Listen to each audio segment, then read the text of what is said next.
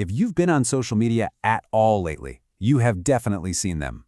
Talking babies, fully animated influencers, even historical figures giving history lectures. These AI-generated characters have just appeared, seemingly out of nowhere, and they're spreading like wildfire. And it often starts with an idea that sounds just as wild as this one. That's a quote from Michael Lingelbach. He's the CEO of Hedra, a company that's right at the heart of this whole explosion. And that one single, kind of bizarre idea, a talking baby podcast, is what went viral and kicked off a phenomenon that's moving faster than pretty much anyone expected. So that really brings us to the big question we're digging into here, because this isn't just about funny memes, right? What we're actually looking at is a fundamental shift in technology that is already changing how we make content, from the simplest viral video all the way up to big-budget corporate advertising. Okay, so let's start by just getting a handle on the sheer scale of what's happening. We're not talking about just one type of video here. It's what some people are calling a Cambrian explosion of new creative formats. So you've got the viral memes and the AI podcasters, like the baby that started this whole thing. But then it gets way bigger. You've got entire influencer accounts, like NeuralViz's Monoverse, which built a whole universe of characters using this tech. You've got educators bringing historical figures back to life to make their lessons stick. And it's even being used to create automated newscasters to bring back local news reporting to places that lost it. I mean, the variety is just, it's wild. And here's what's really remarkable: the speed of adoption.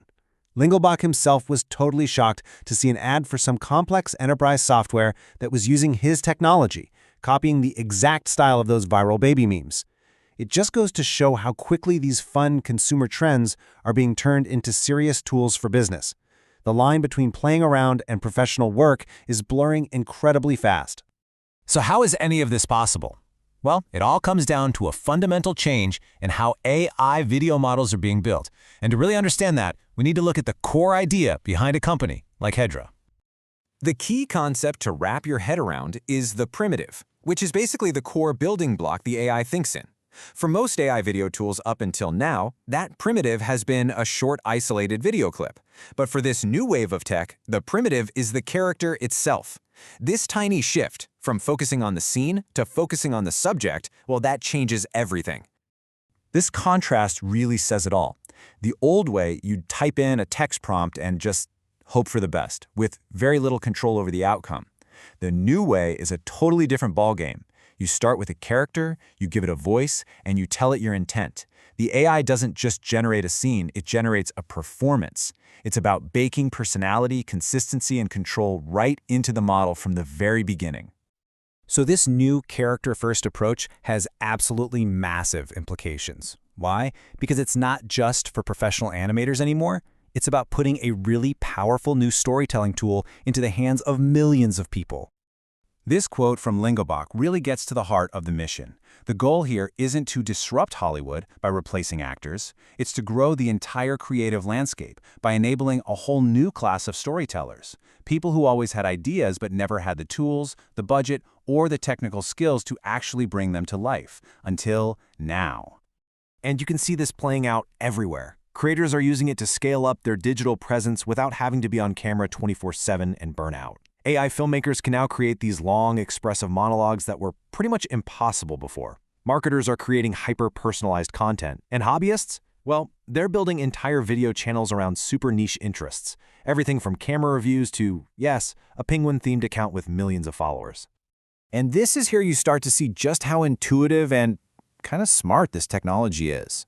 Users just started throwing everything at it. Somebody uploaded a picture of a trash can, right? And instead of just drawing a mouth on it, the AI figured out that it should flap the lid to simulate talking.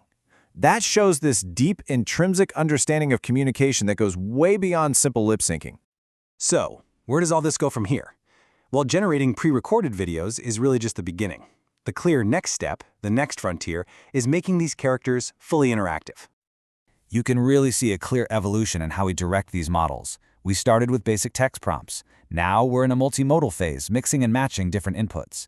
But the future is conversational direction, literally talking to the AI like a director on a film set, giving notes like, hey, can you look a bit more sad in this take? And the ultimate goal?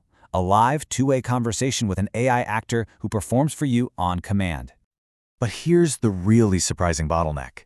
It's not actually the video rendering. That technology is moving forward at an incredible speed. The real challenge is on the AI side. It's making the large language models that power these characters have authentic, believable personalities. Right now, you can often feel the LLM underneath, you know? Overcoming that generic chatbot feeling is the real key to unlocking truly interactive personas.